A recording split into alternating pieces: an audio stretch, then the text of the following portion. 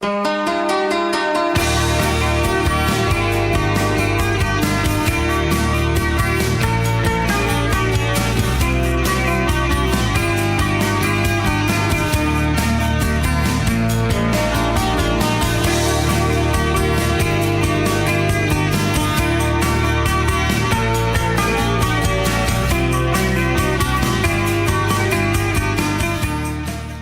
guys, it's the Holy Hour. Welcome back. Thanks for coming back. It means a lot to me. This is part 2 of the episode concerning Wish. So I'm not going to go on and on. We'll just dive in right where we left off, which would be turning the cassette around and starting on side B. Let's dig in. The next biggest single, and I meant to research this, I think it went to number 2, tying with Love Song, but I'm not 100% sure, but I feel like Friday I'm in Love, the big Cure breakthrough hit. You can't not feel good when you hear this song. We have a personal moment. I remember in high school they played it on the announcements, and I felt overjoyed, but at the same time I felt like, oh no, everybody's hearing this. Feel dirty now. Yeah, I was like, everyone knows my secret. Everybody's into this now. It is my band, but it's cool. It just kind of showed what was going on culturally. That like the whole high school could hear Friday I'm in Love before the morning announcements, and nobody got in trouble for it, as far as I know. When do you fucking... I mean, I'm sure lots of dumb people that like dumb music hear their songs all the time. Yeah. But not dumb, kind of dumb people that like kind of not dumb stuff. It's rare to hear your fucking songs on the radio, like your jams. Yeah. Your fucking jams. And I love this song. I'm going to stand by this being a pop gem. I think it's easy to eat. Like, it tastes like kid medicine, but when you really investigate the song, 1, it could be instrumental and be amazing. Yes. 2, if you have to put spicy lyrics on top of something, I think they're great throwaway fun lyrics where it's like coming up with great rhymes that are slightly weird still. Like talking about the days and what Robert Smith associates with like a gloomy day or a happy day. Just like only he would come up with some of the phrasings and like what? There's some rhymes in that. Yeah, there's some weird rhymes that seem very childlike song, but it was like only he could come up with. and I think it's just like a cool song, and there's so many weird, like the fact it still ends with the classic Cure. Whoa! Yeah. And, like, somehow makes it into pop radio at that time, and like is a hit, even though there's like boom, boom, boom, boom. There's like so many weird things, especially at the end of that song, and I love it. And just all those guitar parts, the little like down, down, down, down, down, down, down, like down, down, down, down, down, and it's like so many cool riffs on top of each other. There's like 80 tracks on that song, and they're all dope. Yeah, and I love it. I think it deserves all of its fame and throwaway pop wonderfulness. I don't think throwaway pop, like, to me it sounds like it's a weird song. I love it and hate it. Yeah, you know, it's not something I'll just like put on and like, god damn, I want to listen to some Cure. I'm gonna put on Friday I'm in Love. Like like no one has ever done that before. Like I want to listen to some Cure. Put on fucking Friday I'm in Love. I have. Like all the time, like every Friday. But you know, I know. I stop by Applebee's and get some riblets, and I put Friday I'm in Love on the jukebox. You know, it's my average dull. To back you up on a point that I do agree with, a friend of ours recently put a post on Facebook that went in reference to the awesome YOLO Tango cover that just came out fairly recently. Yeah. Of Friday I'm in Love. That's Friday I'm Love, nobody's favorite Cure song, but it's a great cover. Yeah, and it is. And that's what I was getting at. It's probably not anybody's favorite, but like it's a fucking great song. But it is like I wouldn't. Yeah. it to me, it's like a real Cure fans. No real Cure fans. Yeah, their favorite. No, just puts it on. But to me, it's like a fucking like a holiday song or something like that. Yeah. Like a song I put on every fucking like around Christmas or something. Where it's just like, that feels so good, and that's the jam. And I love it when it the rare occasion I'm listening to the radio, which is a dying media. Until now. Fucking podcast, son. But But when I hear it on the radio, it's like, thank fucking Christ. Like, I think like is there a God? Like, thank you. It sounds so nice to hear this song, but I never put it on, but I love it when I hear it. Yeah.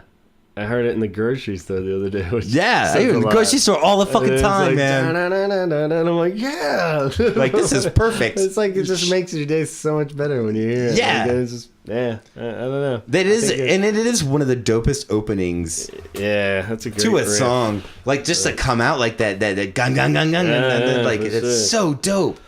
Yeah, it really is a good hit. And it seems like a more obvious hit, like Love Song. I felt it's an intentional. Like, wow, that was like their big hit. That was very intentional. Yeah, and smart to be the second single or whatever. But. And that shows the wisdom of the fucking band. Like, yeah, they know what they're doing by that point in the label. And that's something like I wanted to get to with talking about this record a bit.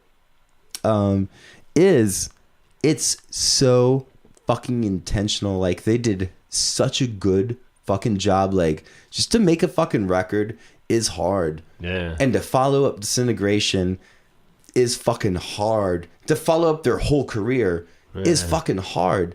And they did a really, like, they nailed it. Like, you know, we'll get into the artwork later. Yeah. You know, but just down to the fucking, like, down to the details. Yeah. Like, they did such a fantastic fucking job. Like, that record sounds dope. And I guess now's a good time as ever. I was like a point I was holding on to of why I love this album so much, and I think we've gone on record of my love of Kiss Me, Kiss Me. I feel like it's a more condensed version of Kiss Me, Kiss Me. Really? That's why I really love it. Yeah. Because I think like Disintegration so perfectly captures that mood in that time and the gloominess and the grayness and the greenness of the album cover and everything. But like... And I love Kiss Me, Kiss Me, but it's like there's a lot of throwaway on that, you know, just being such a... And there's so many songs on it. Yeah, but like, I feel like Wish is like a great version of, let's take a small section of Kiss Me, Kiss Me, because it's more diverse, I guess. How so? Kiss because Me. I feel like it's got like the I don't pop, see it. It's got like the poppy shit, and it's got both. It's basically just stripped down to that simple, where it's not all one mood. Like Kiss Me, Kiss Me is cool because it had like the sad ones and it had the poppy ones, but it was like so much shit, and then it had like the weird world music ones and whatever. Yeah. So, you know, but like this is more like you take Disintegration and you take like just like Heaven and you mix them into like kind of one album. You have like Friday I'm in Love, which would be like the obvious pop one, and then the next song, Trust, you know, is like a great, that could be on Disintegration, you know, and it's like Apart could be on Disintegration, and it has the sad songs and it has the good, it's just diverse in the sense of mood, where, you know, it's not just like one coherent mood through the whole thing. It's like when, it's tough because like when you're in a good mood, you never throw on Disintegration really. You know? and to me, it's like see, like I think that's what you were saying, and to me, it's like if you take for me personally, like. You take the elements of Kiss Me that I don't like, and then you base a record off of it. Like is that how like how you're comparing Kiss Me to and it's Wish? very rough because I feel like Kiss Me has its own vibe with the whole like kind of more European Frenchy vibe. But I see what you're I see what you're saying with like the versus... variation, like it there's so many different styles of songs like Kiss Me, and that's what I think weighs down Kiss Me, is just it's so much, and there's some fucking jams on that, and there's some like some okay stuff, and I feel like Wish is like like a more condensed version of it. Like a continuation, it's like condensed down, but it's like, but it's like it's not all the best parts like condensed down, right? You know, maybe not like, But I see what you're saying. Argument too. It's not like just like Friday I'm in Love is like that's just, they're like it's just like Heaven, whatever. Yeah, you know that's just like we're fucking swinging them for out of the park of like, here you want a fucking pop song, assholes? Right. Click, boom, there you go. There you go. Blank, blank. They could do that. They could do that all fucking day. Yeah. Well, and that's Friday. That's what I feel like Wish is just them like showboating almost with some of their stuff of just like, like, we can do it, and it sounds fucking dope, assholes. And maybe, they can, but and maybe that's a testament because they could at that time. Yeah. So I don't know. Is that a good or bad thing? Who knows? Yeah, it's an arrogant thing. Well, should we move on to the next track? Yeah. Track 8. Mm-hmm. Are we at 8? Was that? These aren't numbered. The next one after. These are like the days of Christmas. Yeah. This is like a Cure Advent calendar. I feel like we already That's the next podcast. A Cure Advent calendar. What chocolate we would eat after Trust. It's a Lowell hair chocolate. This is like a chocolate in the shape of Lowell's box when he grew it all big. It's got a hair in it. It's Lowell's trumpet. It's a chocolate Lowell trumpet. Chocolate trumpet. Used once. And thrown away. Trust. So we've talked a little bit about Trust, I think, already. I don't know if it got cut when the computer cut out or what, but Trust, I feel, is a beautiful piano song. It makes me sad. I love it. I feel like it's disintegration quality. I like this one. I think it's it's really cool. Got great lyrics, got great melody. I put this on mixtapes. Yeah, you should. What a weird fucking song to put on a mixtape is Trust. I thought you trusted me. Yeah. And I'm like, no, this song's just the jam, man. And it's like, I put it on like mixtapes to like make friends, like dudes and chicks and stuff. It's a fucking beautiful song. And no one ever was like, I wish they'd bring this one back more regularly. Yeah. I think it's a good. It's a forgotten jam. Right on. Well, wow, that's the first one I think we're in agreement. We should talk more about it though. No, the next song. Say some nice things about Trust though. I just love it through and through. I think like the piano part's great, but it's not overly complicated. It's like a pretty simple, low-ish kind of thing, but like at the same time, it's got great lyrics you can identify with. I love like a song where it's basically instrumental. For like the whole, which a lot of Cure songs are. There's pauses in it. And then, I like those pauses. It's like a nice push and pull of like a breath. There's like a breath that carries through that song. Yeah. It's so nice. And it's that simple melody that allows that breathing room. And it flows so nice. And I think it's a great example of like Robert Smith's vocals too, like where you feel the hurt in his voice. It's a great like vocal take on that one where it's just like, you know, people like harp on Robert for the whiny, like, but it's like that's where it pulls through, and it's like that's why it's cool because it's like when he sings that way, it's you feel it. And when he's saying it, you know, every word is like, the hardest part was you to put your trust in me. I loved you more than I could say. It's one of the songs they actually put some fucking thought into. God damn it. They should have called the song Thought. All right, well, I think we have another one we hopefully agree on. I figured out a way to dump on Trust. Cheers. All right, A Letter to Elise is the next track. Hopefully, I don't have to stab you in the throat by saying anything negative about this song. Nothing. I feel like this is definitely in the top 10 best Cure songs ever. Nothing is better than this song. It's another great, like we were saying earlier, and again, I don't know if it actually made it in, but like it's a great story song, but you still don't really know what he's talking about.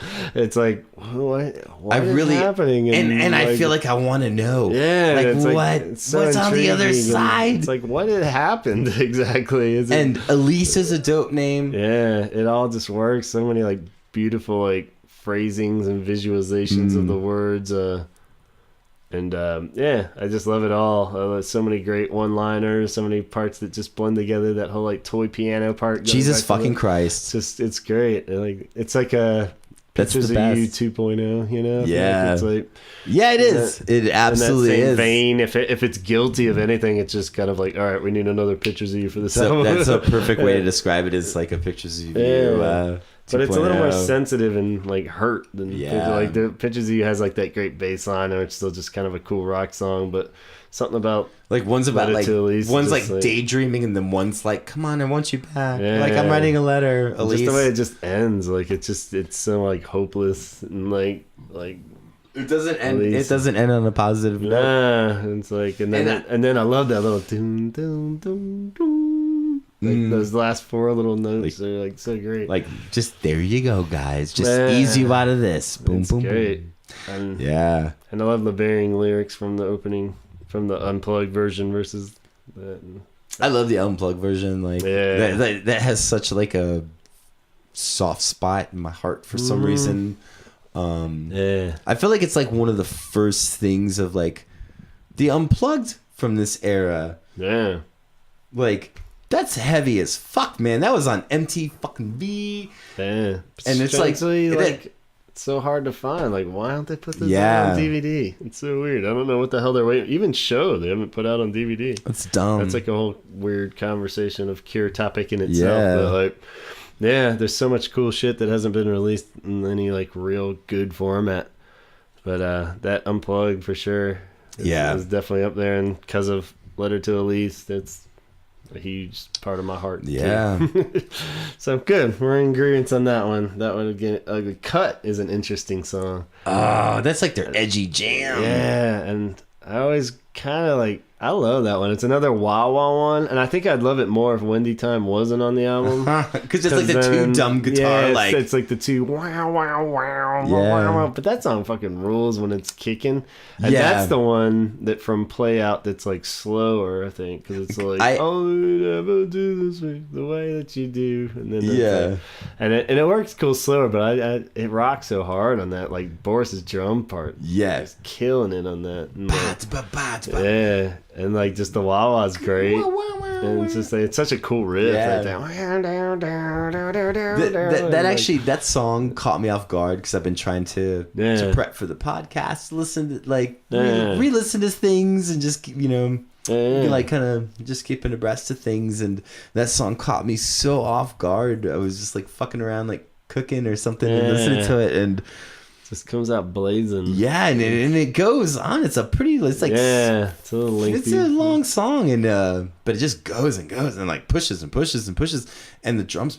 Yeah, dope, it's definitely the hardest rocking one I think on the whole album. Yeah, like the way the drums build, like, and he's not like a big like tossing around drum fills kind of drummer, but he kind of plays like big patterns. Like he does like. He has like a jazz background, I believe, and like he's applying that to like a whole different style. Yeah. So he takes these like phrasings, and instead of just doing this busy shit, like he like just breaks it down. Yeah. So he's not all over the place. It's like very thought out. Yeah. And just hearing that methodical style building is interesting.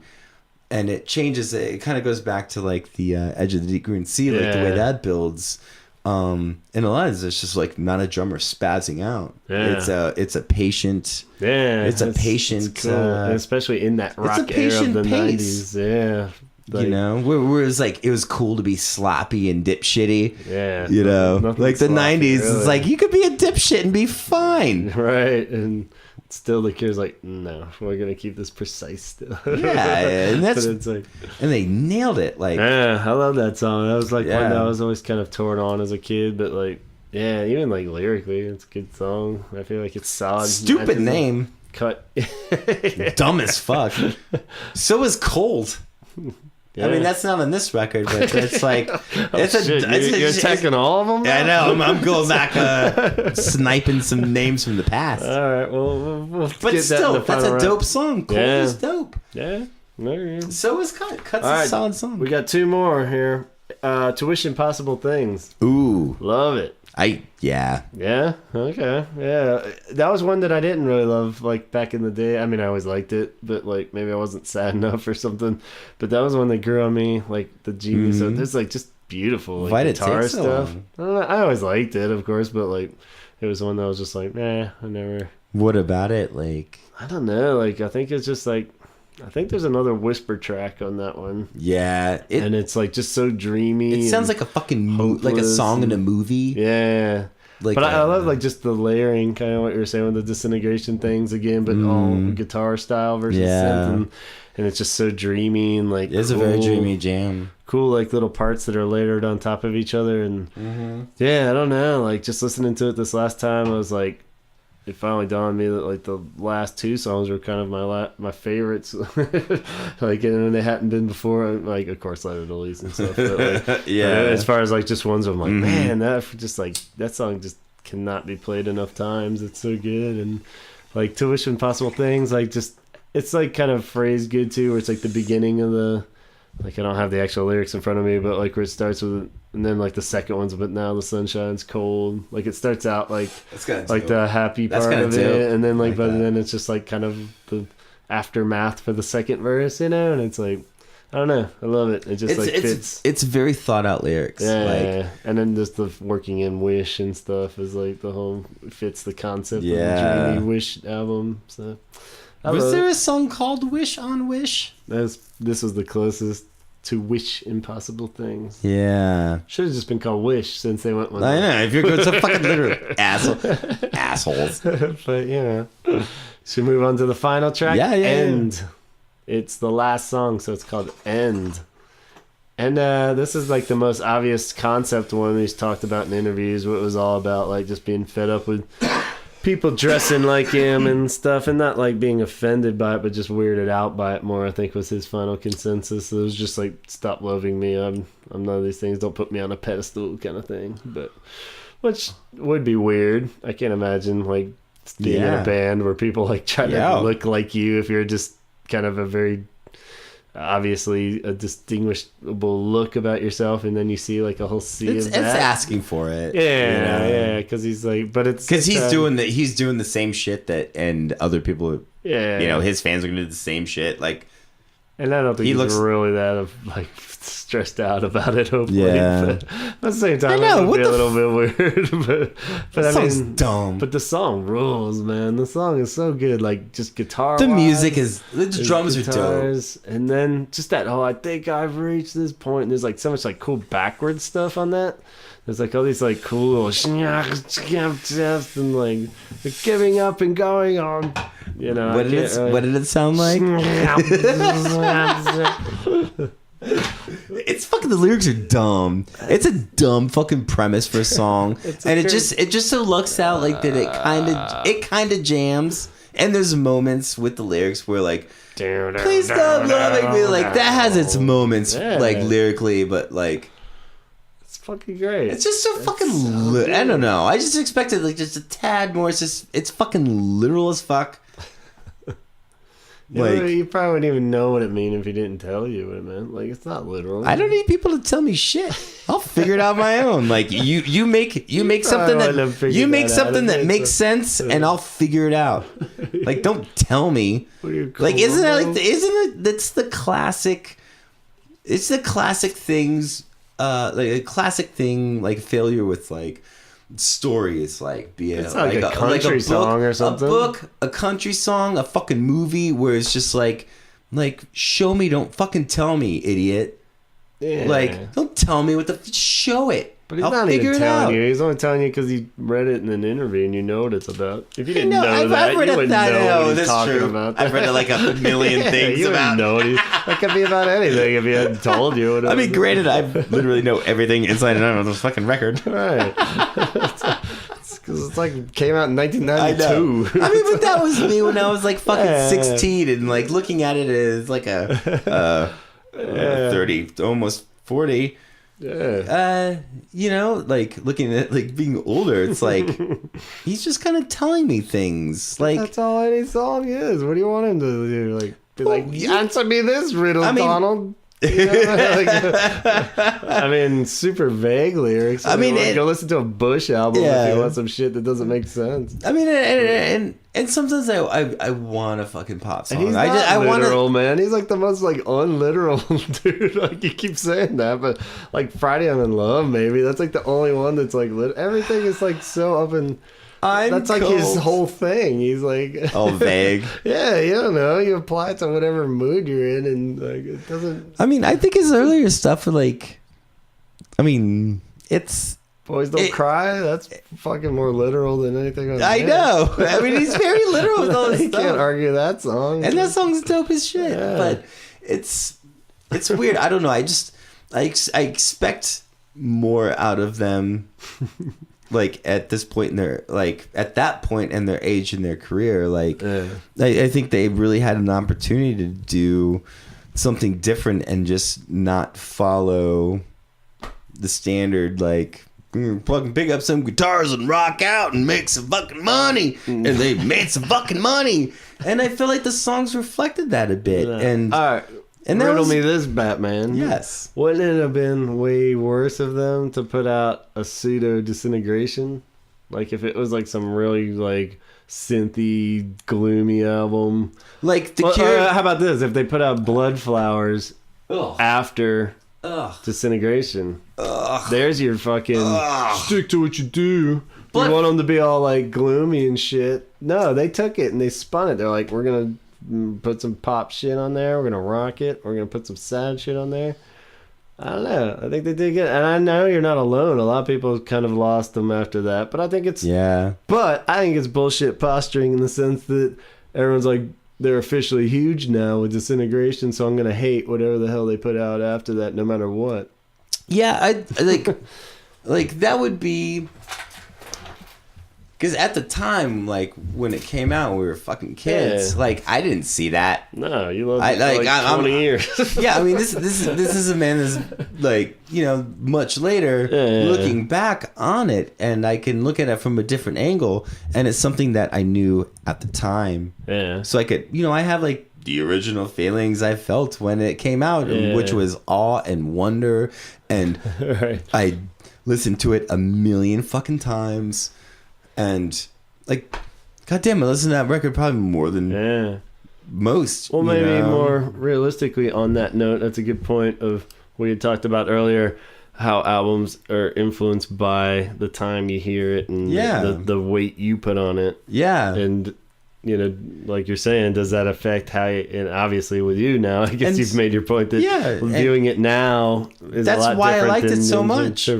But do you think it's different? I mean, in the sense that I do, and I. But doesn't that make any album? Yes. Any album's guilty. Any.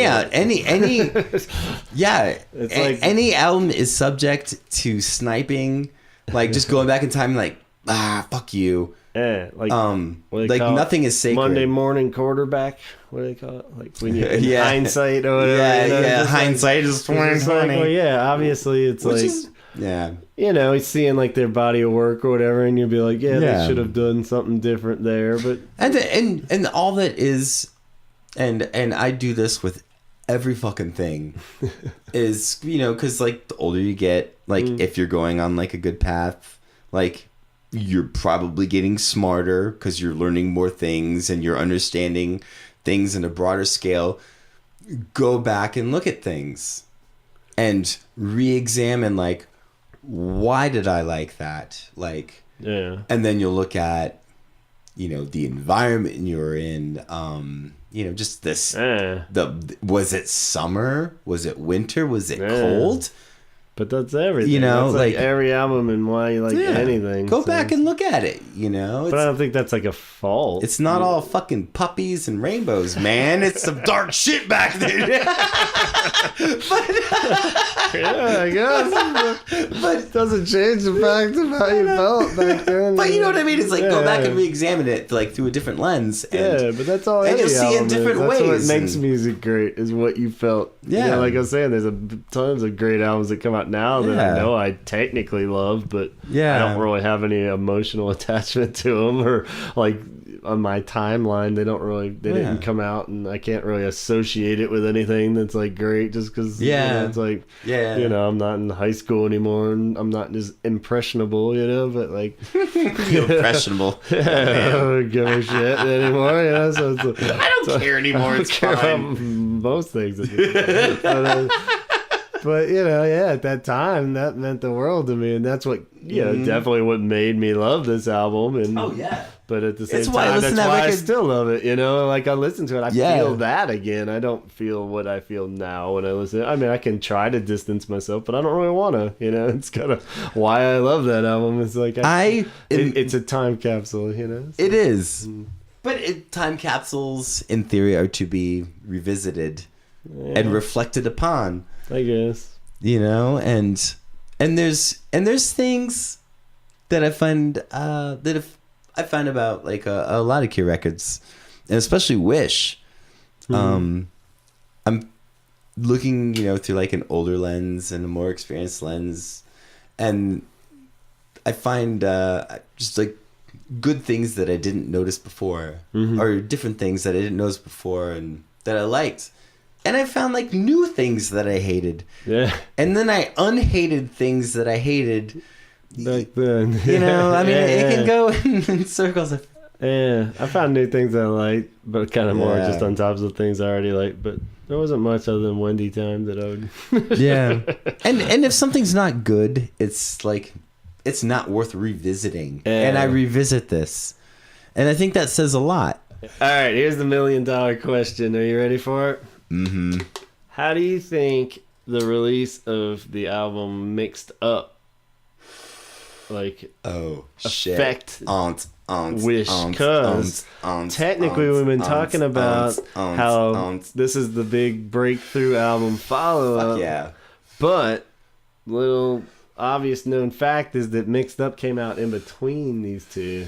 So really, there was an album in between 1989's Disintegration, 1990. I always forget this. Mixed Up, and then 92 was Wish.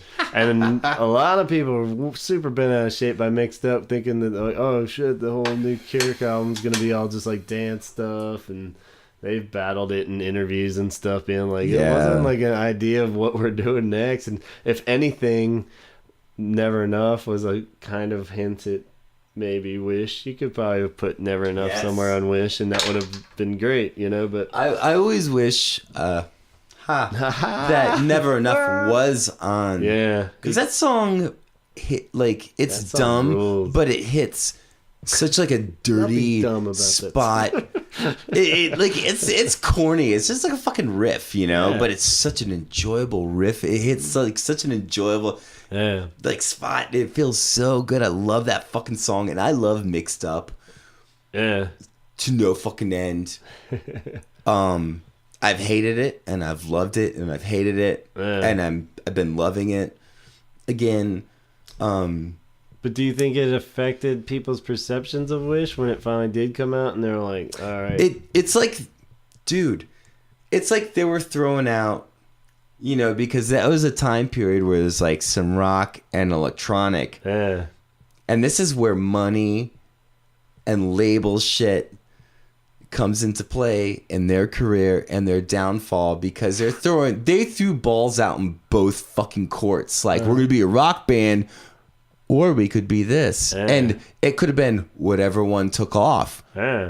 Holy shit. But there was But one's a cover fucking record, and one's like new songs. Yeah. I don't know. It's like it's like they're dipping their toes. Yeah, but why not? Maybe not not as extreme as I initially said, but they're dipping their toes in both pools and kind of seeing which way to fucking go. Yeah. Right? Maybe. I'm just thinking this now. This just hit me now. But even if Wish had been like a huge success, I don't think they would have done like a full dance album. Yeah, they didn't. No, but there was a bunch of fucking. They always did dance mixes. Yeah, they've always done that. That's true. And it was like, and half of those were already done. Like Wish was like 80%, or Mixed Up was like 80% finished before they even made Mixed Up, because they're all like the Disintegration remixes that were on the singles and shit. Yeah. So I mean, it wasn't really, they only like remixed like 5. So there was like Never Enough, but wasn't there like another like Harold new and one? Joe was the that B-side. song is one of my favorite. Yeah. Cool. God damn, I fucking love that song. I was gonna save that for the B-sides discussion. Oh yeah, I love that song. It's such a weird. It's fantastic. He does almost his weird Club America voice. Club America. That's but like when he does that Piggy in the Mirror voice, you know? Yes, Piggy in the Mirror. Like it's only been used in pretty much those 3 songs, I think. But yeah. He does this weird. I don't know what he's going for with it, but it's a little Billy Joel or something. It's weird, but Harold and Joe has just got so much. It's so dope. The melodies, like why that isn't on like.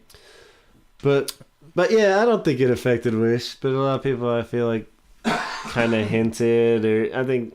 You know, why not? There was like a good distance between Disintegration and Wish. You know, it's a perfect time to do something like that. So, I don't know. I just threw that out there. I thought that was... Yeah, it's a good record. Like, I think it was a wise... and I love the artwork on it is fantastic. Like, I just drew that like the mixed up one, and I drew like Wish the artwork on Wish. Let's talk about that for a sec. The dopest. That's the best branding. It's a horrible term to say. I feel like a douche, but like the branding and the art is so perfect. All by Porl. Give credit due. Fucking Porl is dope as fuck. That dude can like paint and draw. He can play the saxophone. He can fucking play the keyboards. He can shred on the guitar. He's unstoppable.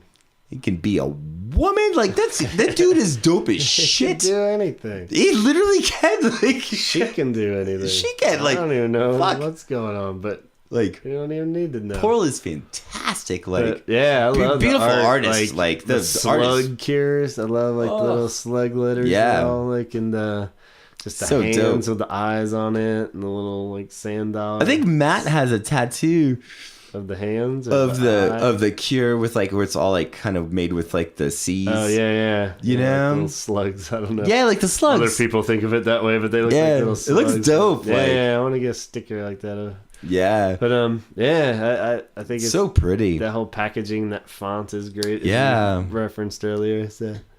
But it's fantastic. Like, and that's one of the things that added to the mystique of the record for me. Like, and it made me really like it a lot. Like when I got it as a kid, because it's just like the whole package is. And then like the fucking tape cassette like rolled out like fucking like just unfolded as like a fucking 2 feet of like liner notes, and it was dope. And it was to be dissected and to be studied and to learn and listen to and obsess about. Like it was like the perfect package. Yeah, I totally feel like. I mean, for like a young dude in the 90s that like to Cure, you know, for sure. And that says a lot about our record, you know. Yeah, it's well rounded. So in conclusion. Well-rounded. It's a solid record. Like I love that album. I know. That'd be the dopest. If I was You're like, what? I fucking love it. I love every track on that. For like 2 hours straight. It's because I love it, you know? Because I fucking thought about it. Yeah. Not everything in fucking life is simple. And there's records that aren't simple, and Wish isn't a simple record. Because it doesn't stand up as like, oh, this is fantastic. Like, this is every song's a fucking jam. Because there's records where it's just like, fuck, like every birth, like Jesus, like what did you do? This is perfect. And then there's records like we're just like I think it's like a perfect album that it doesn't grow on you. It's just awkward. I think it's a great like bookend of an era. It's like a middle child, and I think it wasn't by chance that it was the last one of that golden era. You know, the fact that like Boris and Porl left after that, and like they changed it up, took a long break after that one. But it was like when you think about it, it's like the band changed after that. Yeah, like the lineup was never the same. The band was never the same. Head on the Door to that is like the Boris years, you know, or like. And those are weird. Really and those are weird for me. And I love Boris. I love his drumming. But those are like the weird records. I love that's the fucking that I like. You take Head on the Door to Wish. Yeah, I'm like weird, but I'm like, I mean, that's a huge chunk. It's like, but at the same time, and there's jams like they're great songs. But it seems like a great time because you could kind of they wrap up with Wish, and it's an album that had a little everything. You know, it's like. There was a time when I was all stuck in the hype of Wish where I would even like argue that was my favorite, but clearly Disintegration's, you know, a little above it on the peak. Yeah. You know, but you're saying like Wish is like a culmination of? I feel like it's just kind of when you look at like the line graph of like where Head on the Door's going, and then Kiss Me Kiss Me takes it up a notch, and then like Disintegration is like them honing the like whoa shit factor, and then Wish is kind of like the ride out, you know. It's kinda, they should have stopped at Wish. Well, I mean, in a sense they did. Like, you know, to a lot of people they did, I guess, but not to me. But I feel like a lot of people that was kind of the birth there, and like you know. But it was the end of an era, so why not? It was. And they went out and it went out beautifully. And I always wish... that wasn't intentional, but I always wish that after Wish. The word of the day, like Wish. But that Robert Smith like kind of branched out and started doing like orchestral pieces or taking like his sense of melody and like he can just construct these beautiful melodies. They can be tight and concise and dope and dancey, and they can be loose and sweeping and broad and epic and beautiful, and take that into like a darker realm, like why does it have to be darker? Because it just sounds dope when it's dark, man. Everything sounds dope when it's dark. I technically agree. Dumb fucking question. No. It's not a dumb question, but I disagree, but I see what you mean. But man, that got dark, dude. I feel weird. Melodies. What he did when he wrote all the other albums that are really good. Even on like shit on Wish, and I think that's where he started stretching his wings almost on like broader songs, just lyrically. Does that make sense? And I think if he took that into like some orchestral stuff and just like dark orchestral like if you take like the melody what's the big fucking ballad we were talking about, like Trust, if he took that. But that's super pretentious too. No, like if he's like, orchestral. I know it does. It's dangerous territory. Gonna redo do like a musical Jack the Ripper. And everything with his career would not have led to this because he would never do it, and it would be dumb as fuck. But like if you took if you took Trust and took it like an orchestral setting, like it would sound fucking pretty. Yeah. And it would be like do it, man. Do it or don't. Yeah. And he's just fucking around. And that's all the fucking records after Wish sound like he's fucking around. Like I cannot listen to any time of I can't think of any fucking song like. I wouldn't say it's fucking around. Fucking around. I almost get what you get at, but I don't. And Wish is the toe in the pool of fucking around. And that's what I don't like about Wish. But I feel like the bigger stamp on like what happened after that isn't so much fucking around. I think I get what you're getting at, but I think that's not the words I would use. No. I think it's more like, if anything, overly... It's kind of like the fault that all these big bands get into. Like, there's no going back production-wise. Like, everything just has to be bigger and bigger and bigger, and it kept just getting just the point where it's just like, he needs to just take it back, and like even see that in movies, even like today, sequels, it's like make it bigger, better. And even today, like even the last album they put out, it's like they still have gotten where they just can't do. I mean, they can. A song, a normal fucking song. Yeah, that sounds good. No, just strip it down again. You don't need the 500 tracks from Wish, or even Disintegration was probably because that worked. Even going back even the. You started hearing that in like Friday I'm in Love with It. Everything's like boo.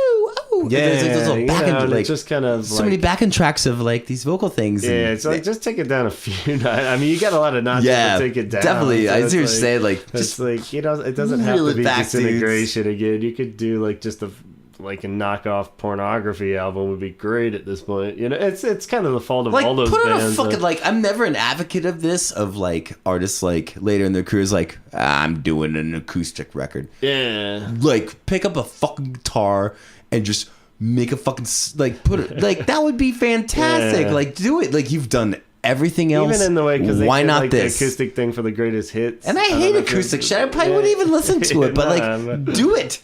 Yeah. But I mean, all those bands, like even REM, U2, and all of them just get to that point where everything's like such a huge production. And it's like, just take it back to why people got into it in the first place.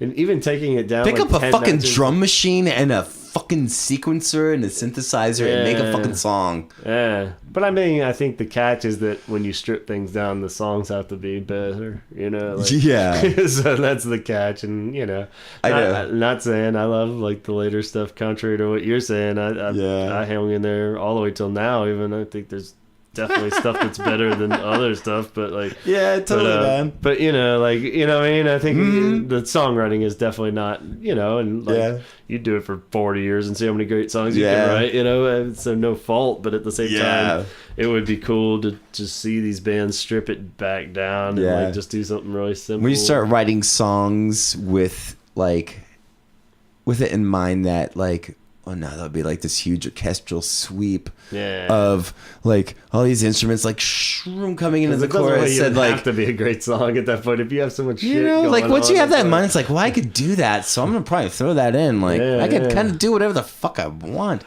Like it ends up with like bad Prince songs where he can do, because he's so talented and does everything in a fucking song where it's so just everything's filled up, every space there's a thing, and that's where like like Some Will Wish started, like it became more apparent. Putting its toe into anything, it's that it works for Wish, I think, but then you start to see the signs of like, all right, this might be a little too much. So is it just money and overproduction and time and ability, like I think it's just the opportunity to do these things? Is that what makes it a bad, or not a bad? Is that what makes it a record? The next step, good or bad? I don't know.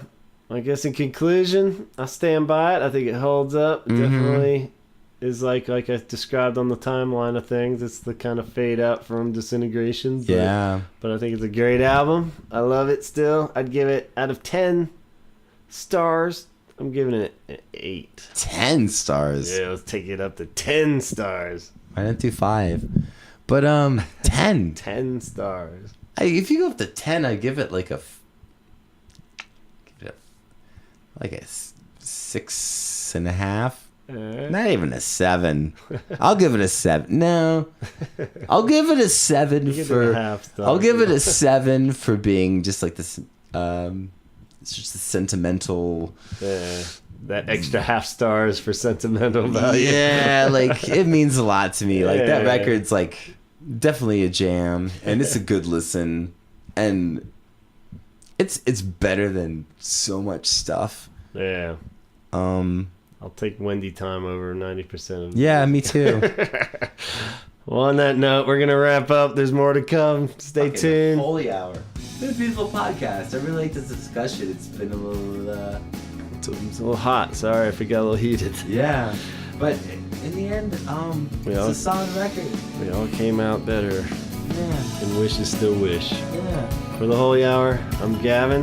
It's Donald, man. Talk hard, yo.